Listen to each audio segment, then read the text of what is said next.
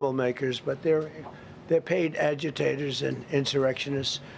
Nobody talks about the fact that $19 billion at a minimum is missing in Minnesota, given to a large degree by Somalians. They've taken it. Somalians, can you imagine? And they don't do it. A lot of very low IQ people, they don't do it. Other people work it out, and they get them money, and they go out and buy Mercedes-Benzes, and they come from here, they have no money. They never had money. They never had a life. They never had a government. They never had a country, because there's basically no country. Somalia is not even a country. They don't have anything that resembles a country. And if it is a country, it's considered just about the worst in the world. They come here and they become rich, and they don't have a job. I was told that Ilhan Omar is worth $30 million. She never had a job. She's a crooked congressman. So here's another one. And I have, oh, by the way, we just took out, these are all what ICE is doing. And it's a dangerous job. These are rough people. Weapons.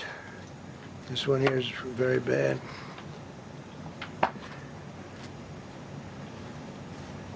I'm going through this because I think we have plenty of time.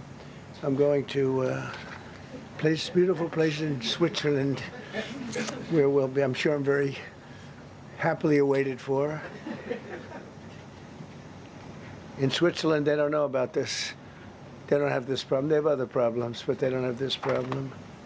Look, killed somebody.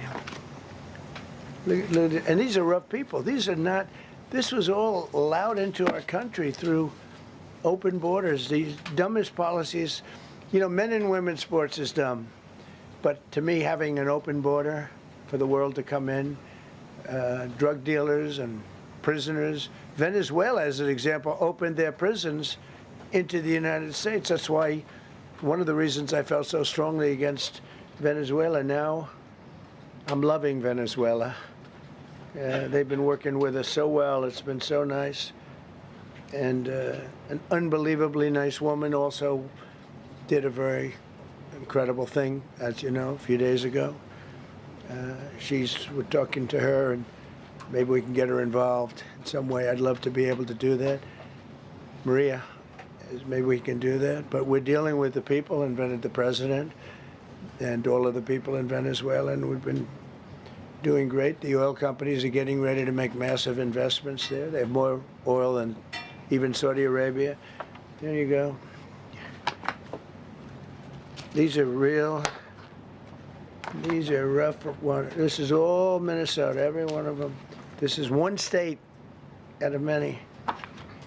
And these people are, let's see, yeah, these are all, so far, people that came from outside of the country. They were allowed in by Sleepy Joe Biden, Crooked Joe Biden, whichever you like. You can call him whatever you like. They're both right. He's sleepy and he's crooked. He was the worst president we've ever had. And we've had some bad ones, too. I can tell you, all you have to do is look at trade. You're not getting bored with this, right? I hope you don't. But these are people that you have to see. Strong-arm rape, aggravated assault with a weapon, and many other crimes.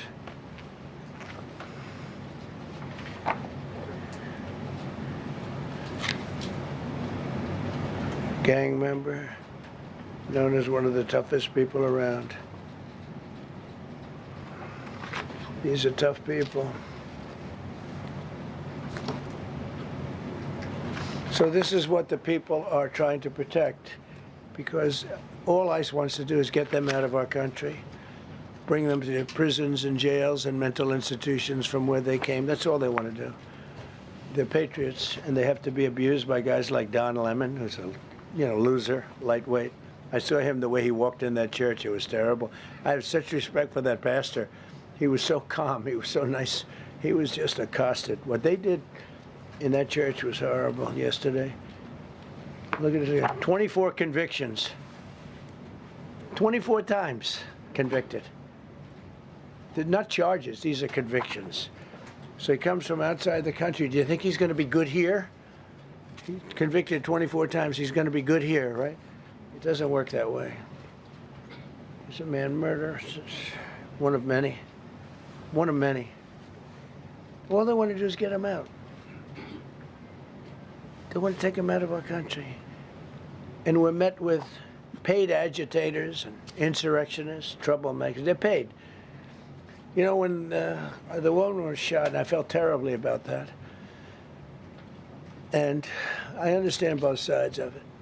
But when she was shot, there was another woman that was screaming shame, shame, shame, shame, right? You saw it. So loud. She was like a professional opera singer. She was so loud and so professional. She wasn't a woman that was hurt, like, oh, my heart's injured. She was a professional. She's shame, shame. She's screaming shame, shame. I said, that's not a normal person. That's a professional. These are professional agitators and professional people that want to see our country do badly. But that's not happening because we have the hottest country anywhere in the world, despite this stuff. Look at this. All top of the line criminals. They're not going to be good. They're not going to be well behaved here. I could do thousands. We had over 3,000 in the last fairly short while. Just in Minnesota. What's the number, Carol? 10,000. 10,000. 10,000 criminals arrested in Minnesota alone. 10,000 criminals. And these are serious criminals. Now, how can a place with 10,000 criminals, how can you have a state? And yet they're fighting us. Yeah, I like that guy. He keeps nodding to me. You agree with me, I guess. I like him. I don't know who he is, but I like him. He keeps nodding. He says, you're right. He's obviously a little on the right side, maybe. Look. These are rough ones. So we just took this off a stack. We have many stacks like this. Like, I could go 30 times what I'm showing you now.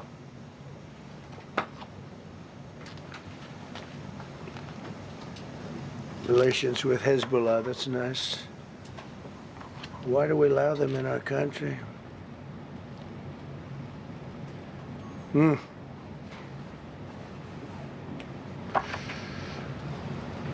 just looking at these charges. It's just pretty incredible. Many murderers, many, many murderers.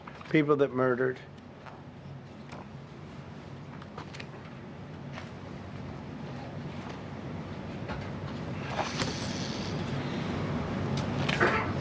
So what ICE does, and Border Patrol is incredible, too. I mean, Paul Perez and that group is incredible. Mostly Hispanic, by the way. They're like 60% Hispanic. You know, they talk about Hispanic. They're mostly Hispanic, right? And they're unbelievable people. And then they say, oh, we discriminate against. I love Hispanic. They are unbelievable. Entrepreneurial. They have everything. I did great. I did the highest. Nobody ever got numbers like I got from the standpoint of being a Republican. But even if you look at Texas, I won the entire border along Texas, between Texas and Mexico. It never happened before. Nobody's ever done that before. I did it. As a Republican, I did it. I love the Hispanic. And they accuse us of all sorts of things. 60% of the people we're talking about, they're the best people we have, and they're Hispanic.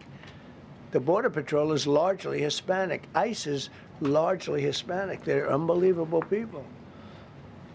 I don't know how they can take the abuse. They're taking rough people like this, like all of them. We have 10,000 at least. I could have done 10,000 of them. You're lucky I only did like 100. And this isn't even the worst of the group. They have murderers. They have some people we can't use their picture for legal reasons, but they're up for murder in their own country. And we jeopardize their case. When we send them back and we coordinate with other countries. A tremendous amount of work. All allowed in here by an open border policy of the worst president in the history of our country. A man that didn't win the election, by the way. It was a rigged election. Everybody knows that now. And by the way, numbers are coming out that show it even more plainly. We caught him. we caught him. So I just want you to know that it's a terrible thing. Here's the book on accomplishments, and this is something. Ooh, I'm glad my finger wasn't in that sucker. That could have done some damage, but you know what? I wouldn't have shown the pain. I would have gone back. What, did you hear that? That was nasty. But I would not have shown the pain. I would have acted like nothing happened as my finger fell off. That was a nasty. I think somebody did that. I think it was him. It was my man. How were you? You didn't do it. I know you did. I know you didn't. So, but here's the book. These are all things we have. I'm going to read a few of the samples, but look at this. These are all, each line is something that we did. Nobody did that before. And it's big stuff, too. Look, we have the hottest country in the world. So, I will read you a few. We ended Biden's stagflation. We were in stagflation. That's a disaster. That's far worse than inflation. As you know, he had the biggest inflation in the history of our country. They say 48 years. Pick your choice. But they had the biggest inflation in the history of our country. We have it right down to a normal number now. We're going to get it even a little bit lower. Created super high. What we've done with growth is incredible. We created super high economic growth, and America is booming. It's booming. There are thousands of businesses right now that are being built. Many of the biggest factories in the world are being built right in our country. They're not going to other countries. They're leaving other countries. Fourth quarter GDP is on track to pass perhaps much more than 5% growth, and that's despite the fact that we had a Democrat shutdown. They shut down our country, and we had 5%. Nobody in this room has ever heard about 5%. I think it could be 20% if we do it right. If we don't, every time we have good numbers, they raise interest rates. You shouldn't do it. In the old days, if you had good numbers, they'd lower interest rates, or they wouldn't do anything. Here, they try and kill it. They always try and kill success. Over the last 20, 25 years, that's the way. In the old days, if you had good numbers, the market would go through the roof. Today, if you have good numbers, the market goes down. But by the way, we've had the best stock market in history, the best 401ks in history, and we inherited a mess. The numbers that we inherited were way up, and now we brought them, almost all of them, way down. We brought them way down. I mean, I'm not getting. Maybe I have the bad public relations people, but we're not getting it across. We inherited high numbers and we brought them way down. And look at gasoline. They have places in the country now, $1.99 a gallon. $1.99, $2.30, $2.50. I guess the average now they're saying is $2.31. I mean, he was at $4.50 and $5 for periods of time. And he went back to the Trump formula, but he didn't do it properly, and he really went back to parts of it because you would have had $8 gasoline if they didn't, but he didn't do it properly. He had people that didn't know what they were doing. Core inflation for the last 3 months is 1.6%. 1.6. Their core inflation was so high that nobody could even calculate it. Under Biden, real incomes declined $3,000. Think of that, $3,000. That's a year. In 12 months, Trump real incomes went up by $2,000 and $3,000 and even in some cases $5,000.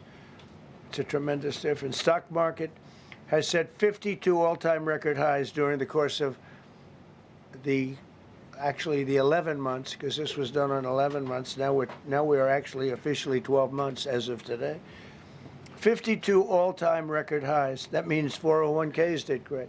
I have people see me all the time, policemen that guard us really well, and got to know them a little bit. And they said, "Sir, you're making me look so good. My 401k is through the roof. My wife thinks I'm the greatest genius, that I'm a financial genius, like Warren Buffett."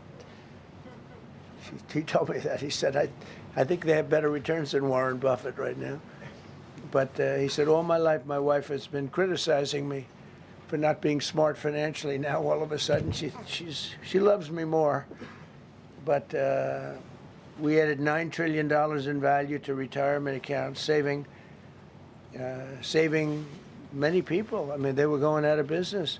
Think of it. We added $9 trillion of value to retirement accounts, savings accounts, and 401ks. That's during the course of 12 months. And I think it's probably 11 months because I don't think they have it for the 12. They have it for the 11. Added $9 trillion of value. Lifted more than 1.2 million Americans off food stamps in 1 year. They would have had another 1.2 million. We would have had, welfare would have gone up. And instead of investing $18 trillion in our country, now it's probably more than that, but $18 trillion and having thousands of plants being built all over the country, you would have had thousands of plants closing all over the country. And you would have had disinvestment, and you would have had welfare going way up. You know, if you look at SNAP, take a look at SNAP, what happened with that? It was at $7 billion, and it came out to over $51 billion. Nobody has ever seen anything like it.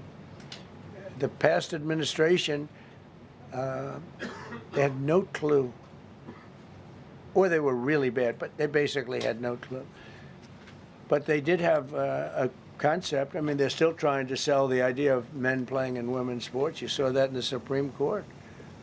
I mean, some of those justices were fighting for them, too. They were fighting for them. But you saw that just the other day in the Supreme Court. Men playing in women's sports doesn't work. Secured a record-breaking $18 trillion in commitments for new investments. Apple, NVIDIA, SoftBank, Oracle, TSMC, Johnson & Johnson, Eli Lilly and Company, Micron, AstraZeneca, General Motors, Hyundai, Ford, Honda, GE Aerospace, many, many others.